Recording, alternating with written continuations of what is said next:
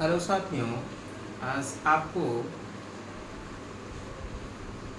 Special UP पेट पर आधारित जो आपके ग्राफ से क्वेश्चन पूछे जाते हैं उनसे रूबरू कराऊंगा। और आपके जो प्रश्न ग्राफ के, ये ऐसे प्रश्न आपको आरपीएफ एसआई, सामने आरपीएफ कांस्टेबल और आरपीएफ एसआई ये आने वाला है, और उसमें भी इस तरीके के आपको प्रश्न देखने को मिलेंगे। ये जानिए, आप लोगों के लिए एक विशेष सूचना कि ये समझिएगा कि अगले महीने के सेकंड ही समझिए, सेकंड सप्ताह में आरपीएफ कांस्टेबल की वैकेंसी आपको देखने को मिलेगी। ठीक, यह जानकारी आपको प्रदान की गई है। कुछ हमारे मित्र हैं जो रेलवे में इस समय काम कर रहे हैं, उनके द्वारा बताई गई है कि आपको आरपीएफ एसआई और आरपीएफ कांस्टेबल और टेक्नीशियन, ये 3 पद की वैकेंसी आपको देखने को मिलेगी। उसके कुछ ही दिन बाद आपको वैकेंसी देखने को मिलेगा। रेलवे में आपको टीसी की वैकेंसी भी जरूर देखने को मिलेगा। इसलिए आप लोग एक जुनून से एक उम्मीद बना के पढ़िए, जिससे आपका कहीं ना कहीं सिलेक्शन हो जाए। ज़िंदगी में सिलेक्शन लेना सबसे अहम हो गया है। ठीक, चलिए बातों को हम लोग थोड़ा सा आगे बढ़ाते हैं। देखिए, इस पाई चार्ट में ग्राफ के जो रूल्स हैं, पहले रूल्स की बात हम लोग करें तो आपको पेट में ग्राफ से 4 तरीके के प्रश्न पूछे जाते हैं। जो ग्राफ की व्याख्या एवं विश्लेषण है, पहला है चैप्टर डालें ग्राफ चित्र एवं विश्लेषण की व्याख्या। ग्राफ की व्याख्या एवं विश्लेषण ऐसे लिखें तो आपके लिए सही रहेगा। ग्राफ चित्र की व्याख्या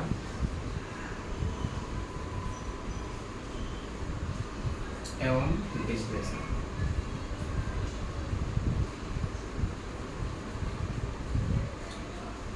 देखिए, आपको समझना क्या है ग्राफ चित्र एवं विश्लेषण। देखिए, ग्राफ चित्र में आपसे जो क्वेश्चन पूछे जाते हैं वो 4 टाइप के पूछे जाते हैं। पहला आपका होता है वृत्त, दंड, आरेख, या इसे पाई चार्ट कहते हैं।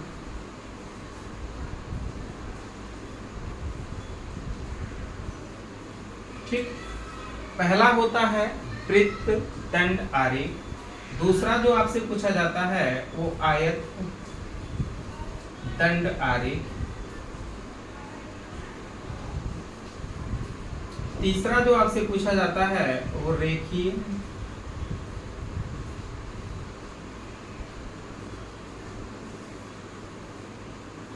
आरेख। और चौथा जो आपसे पूछा जाता है वो होता है क्या, सारणी, दंड, आरेख। इन चारों में से आपको लगभग पेट में 20 नंबर का है, तो 5 चौका 20, लगभग आपको यहाँ से हर एक में से आपको क्वेश्चन देखने को मिलेगा। आपको क्या समझना है, किन बातों पे फोकस करनी है, आपको वह बात सबसे पहले सीखनी है। देखिए, आपको क्या करना है, कैसे क्वेश्चन को बनाना है, इस चारों डायग्राम को आपको समझने के लिए सिर्फ 3-4 बातें इंपॉर्टेंट है। पहली बात इंपॉर्टेंट क्या है, इस बात को ध्यान रखें। देखिए, या तो आपको प्रतिशत निकालने की बात करेगा, तो प्रतिशत तो आपको अच्छे से निकालना आना चाहिए कि प्रतिशत कैसे निकालते हैं, कैसे क्या होता है, क्या नहीं होता है। इन बातों को आप अच्छे से याद रखें। जैसे प्रतिशत निकालने के जो रूल्स हैं वो आपको अच्छे से पता होना चाहिए। जैसे रूल्स क्या हैं उनको आप ध्यानपूर्वक समझें, हम आपको समझाते हैं। जैसे डिलीट करते हैं, आप लोग लिख लीजिएगा। देखिए, इसके रूल्स जो हैं, प्रतिशत निकालने के रूल्स आपको पता है होगा। देखिए जैसे कहता है एक्स वाई से कितना प्रतिशत अधिक या कम है, तो आपको यहाँ पे कंपनी ए कंपनी बी से कितना प्रतिशत अधिक या कम है, या तो यह बात लगाएगा या तो यह बात नहीं लगाएगा। बस प्रतिशत में दो ही फंडे हैं, आप अच्छे से याद रखें। जैसे x के पास कुछ रुपए है और y के पास कुछ रुपए है। मान लेते हैं x के पास 9 रुपए हैं, या कुछ भी मान लीजिए 10 रुपए, और y के पास मान लेते हैं 6 रुपए। ठीक, अगर आपसे प्रश्न करता है कि x y से कितना प्रतिशत अधिक है, तो अधिक कम की बात करें तो इसका मतलब क्या है, हमारा पैसा आपके पैसे से कितना रुपया अधिक है। अधिक का मतलब क्या, जब तक अंतर नहीं निकालेंगे तब तक अधिक और कम का पता नहीं चलेगा। तो अधिक और कम के लिए आपको किसकी आवश्यकता होगी, इसका मतलब डिफरेंस की आवश्यकता होगी। यह बात आपको समझना है।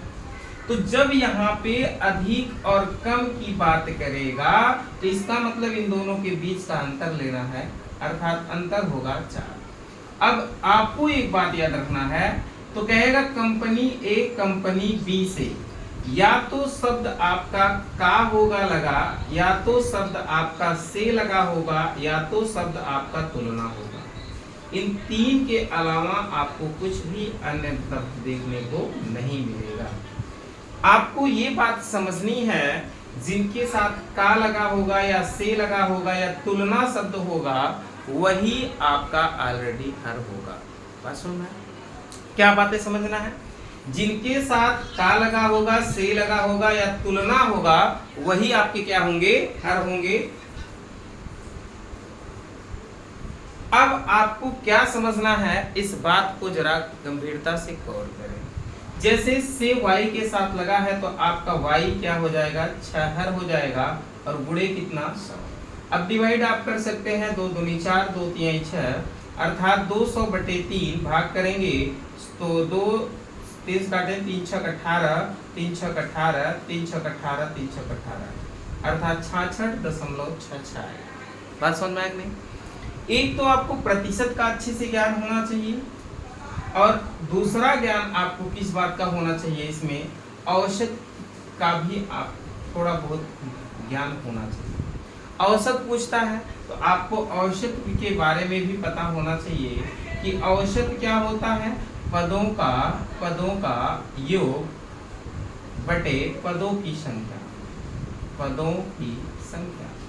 यह बात आपको अच्छे से पता होना चाहिए कि औसत बराबर क्या होता है, पदों का योग बटे पदों की संख्या। यह दो बातों से ही आपका पूरा डायग्राम बनेगा, ये हम जानते हैं और आप भी कुछ समय बाद जान जाएंगे। ठीक, अब देखिए डायग्राम में क्या चीज इंपॉर्टेंट है। अब डायग्राम में दो बातें होती हैं। एक तो डायग्राम आपका प्रतिशत में देता है, इसमें देता है प्रतिशत। अब प्रतिशत में डायग्राम देगा, और या तो एक डायग्राम आपका देगा किसमें, डिग्री में देगा। किसमें देगा, डिग्री में देगा। बहुत बढ़िया।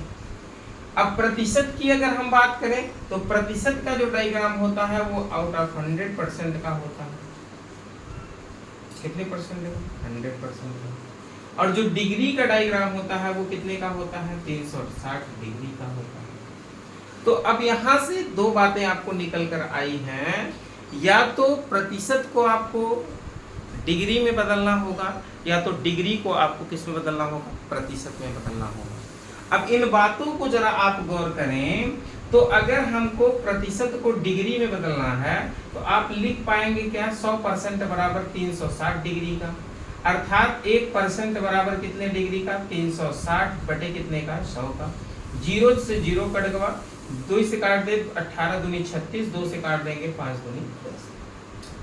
ये बात आपको हमेशा याद रखनी है। क्या याद रखनी है कि अगर प्रतिशत से या प्रतिशत को डिग्री में बदलना है, प्रतिशत को किसमें बदलना है, डिग्री में। अगर प्रतिशत को डिग्री में बदलना है तो 18/5 से गुणा कर दो, बस हो गया। अगर प्रतिशत को डिग्री में बदलना है तो किससे गुणा करेंगे 18/5 से। लेकिन अगर डिग्री को प्रतिशत में बदलना हो तो 360 डिग्री बराबर कितने का 100% का। ऐसे ही निकालेंगे 1 डिग्री बराबर कितना हो जाएगा 100 बटे कितना हो जाएगा 360% का। डिवाइड करेंगे तो यही उल्टा हो गया निकल कर आएगा 5 बटे कितना 18। इसका मतलब है कि अगर डिग्री को प्रतिशत में बदलना है, किसमें बदलना है डिग्री को प्रतिशत में बदलना है, तो डिग्री को प्रतिशत में बदलने के लिए इसका मतलब किससे गुणा करेंगे 5 बटे किससे करेंगे 18 से। बात समझ में? अब दो बातें यहां से निकल कर आई, इन दो बातों को आप अच्छे से नोट करें। पहली बात क्या निकल कर आई कि अगर आपको प्रतिशत को डिग्री में बदलना है तो ऑलरेडी किससे गुणा करना होगा 18/5। समझ में? किसके प्रतिशत को डिग्री में बदलने के लिए किससे गुणा 18/5 से। दूसरा बात ये निकल कर आया कि डिग्री को अगर प्रतिशत में बदलना है तो किससे गुणा बोलो 5/18 से। बात समझ में आएगी? अब इसी के अकॉर्डिंग हम अपने क्वेश्चन पर चलते हैं और क्वेश्चन से आपको परिचित कराते हैं कि क्या बातें हैं क्वेश्चन में, क्या बातें कही जाती है। ठीक, देखिए जैसे आपका पहला क्वेश्चन है, क्या समझेंगे। कहता है प्रमोशन पर केंद्रीय कोण का मान कितना होगा। मतलब इसका मतलब दिया गया जो आपका देखिए पाई चार्ट है वो ऑलरेडी किस में है आपका प्रतिशत में है। जब प्रतिशत में है तो इसका मतलब केंद्रीय कोण माने आपको डिग्री में पूछा है। क्या पूछा है डिग्री में पूछा है। और किसका पूछा है प्रमोशन का पूछा है। तो अगर प्रमोशन को आपको डिग्री में बदलना है तो सबसे पहले आपको समझना पड़ेगा कि प्रतिशत को डिग्री में बदलने के लिए किससे गुणा 18/5 से गुणा। तो अब यहाँ पे वही बात समझिए कि हमको प्रमोशन को डिग्री में बदलना है तो प्रमोशन आपका कितना परसेंट है जी, प्रमोशन आपका 20% है। परसेंट को डिग्री में बदलने के लिए किससे गुणा 18/5 से गुणा। 5 से काटेंगे 5 चौका 20, 18 चौक कितना हो जाएगा 72, अर्थात कितना डिग्री होगा जी 72 डिग्री होगा। आंसर आपका कौन सा सही होगा, बी आंसर सही होगा। दूसरा क्वेश्चन जरा हम लोग देखें, कहता है कि परिवहन और पेपर लागत पर कुल केंद्रीय कोण होगा। मतलब इसको भी आपको डिग्री में बदलना है लेकिन दोनों को बदलना है। तो कह रहा है कि और का मतलब होता है क्या प्लस, मतलब दोनों को ऐड करके आपको डिग्री में बदलना है। तो अब परिवहन पर अगर आप देखें तो परिवहन का परसेंटेज कितना है जी, परिवहन का परसेंटेज आपके अकॉर्डिंग है 25% और पेपर लागत की जो परसेंटेज है वो कितना है 15%। अगर दोनों को हम लोग ऐड करें तो कितना निकल कर आएगा आपका 40%। इसका मतलब 40% को हमको किस में बदलना है डिग्री में बदलना है।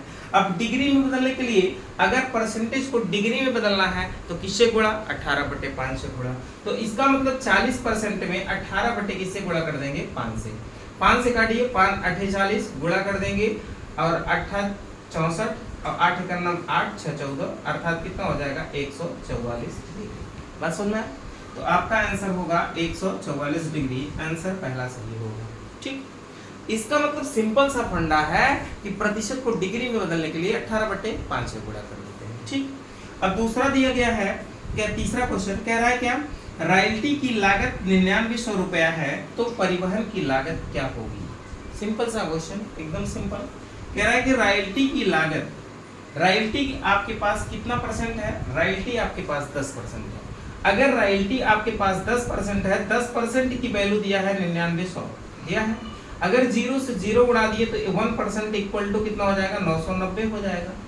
अब 1% की वैल्यू 990 के बराबर होगी तो आपका कह रहा है कि परिवहन की लागत दिया है, परिवहन की लागत पूछा है। तो परिवहन पर देखें जरा, परिवहन पर आपका परसेंटेज जो दिया गया है वो कितना परसेंट दिया है 25% दिया है। तो इसका मतलब 1% की वैल्यू 990 के बराबर होगा तो 25% की वैल्यू किसके बराबर होगा जी, 25% की वैल्यू निकालेंगे तो 25 गुणे कितने के 990 के बराबर। ठीक ना, गुणा कर दें। अब गुणा करेंगे तो 0 लगा दे, 25 9 225 हासिल लगा 22 का, 25 9 225 में 22 जोड़ देंगे कितना हो जाएगा 7 4 और 2 अर्थात कितना हो जाएगा 24,750 रुपए। ठीक, तो आंसर आपका होना चाहिए 24,750 रुपए, 24,750 रुपए अर्थात आंसर आपका सी सही है। ठीक, तो सिंपल सा बात है, इसमें बहुत विशेष बातें नहीं समझनी है, सिंपल सा फंडा है। आप 2-3 चीजों को अच्छे से याद रखें और आपका क्वेश्चन बनता हुआ चला चलेगा, ठीक है। जैसे आगे चौथा क्वेश्चन हम लोग देखते हैं। कह रहा है कि यदि बाइंडिंग की लागत दिया गया है कितना रुपए, 675 रुपए हो तो पेपर लागत और प्रिंटिंग पर कुल लागत कितनी होगी। ठीक, बाइंडिंग लागत दिया गया है तो यहाँ पे परसेंटेज में अगर जरा देखें तो बाइंडिंग लागत की कीमत कितना बाइंडिंग पर परसेंटेज कितना है, 18% है।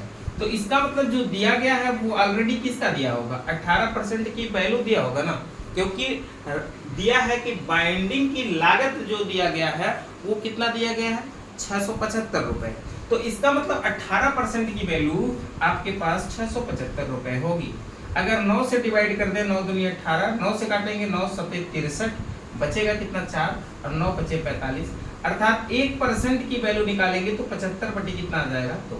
अब 1% की वैल्यू 75 बटे अगर 2 इसके अकॉर्डिंग आया है तो पूछा क्या है, पेपर लागत और कह रहा है प्रिंटिंग पर, पेपर लागत और प्रिंटिंग पर। तो पेपर लागत पर कितना परसेंट है, 15% है पेपर लागत पर, और प्रिंटिंग पर कितना परसेंट है आपका, प्रिंटिंग पर 12% है। तो अगर 15 और 12 को जोड़ेंगे हम तो कितना परसेंट आएगा जी, 27%। अब आपको 27% की वैल्यू निकालना है ना, तो आपको पता है कि 1% की वैल्यू इतना है, तो 27% की अगर वैल्यू निकालेंगे तो 27 गुणे कितना हो जाएगा, 75 बटे कितना हो जाएगा 2, अर्थात गुणा करके आप 2 से डिवाइड कर दो। अगर गुणा करेंगे 75 का गुणा 27 में करें तो कितना आ जाएगा, 7 बचे 35, 5 दूनी 10, 10 और 3 13, 7 सत्ते 49, 7 दूनी 14, 14 4 कितना हो जाएगा 18, अर्थात जोड़ देंगे 5 हो जाएगा, 7 9 3 12 हो जाएगा, 8 और 1 9 9 1 10 हो जाएगा और इसके बाद 2 हो जाएगा। इसका मतलब दोनों का आपस में गुणा करने के बाद 20 25 निकल कर आएगा और भागे कितना करेंगे, 2 करेंगे।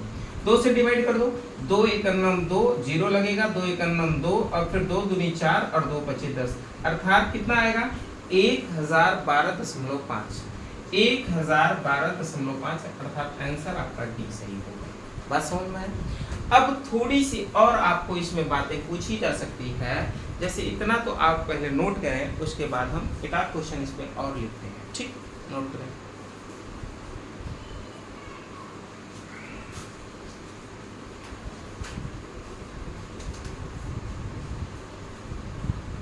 हो गया, इधर का आप डिलीट करते हैं, उधर का आप नोट करते हैं। ठीक,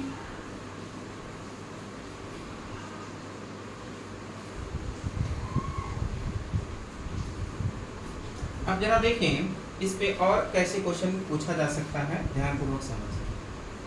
5वां क्वेश्चन, अगर दे दे एक पुस्तक पर मुद्रित लागत मूल्य से एक पुस्तक पर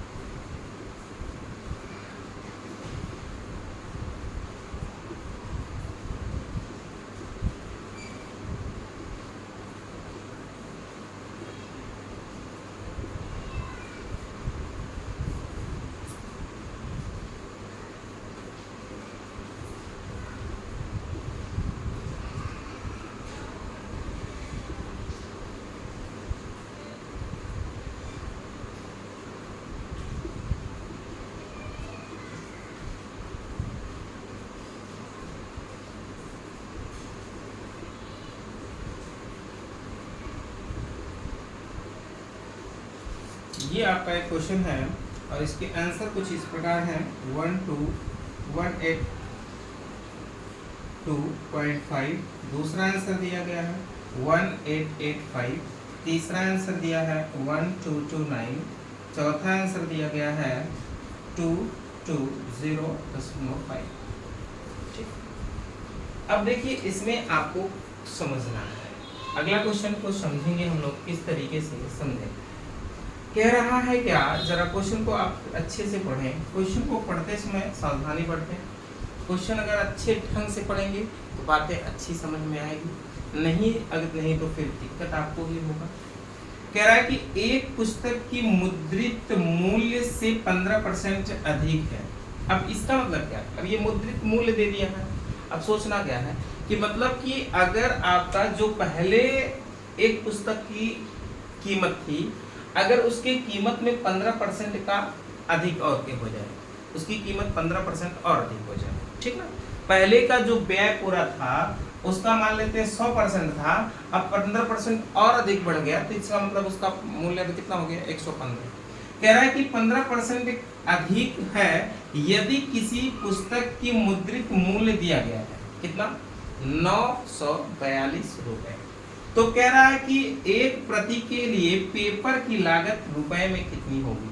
एक प्रति के लिए पेपर की लागत कितने रुपए में होगी? देखिए, अगर मान लेते हैं हमारे पास पहले का जो मूल्य था वो x रुपया था, मुद्रित मूल्य पहले x रुपया था, अब 15% की वृद्धि हो गई तो 115 बटे कितना हो जाएगा? 100, 1% होगा।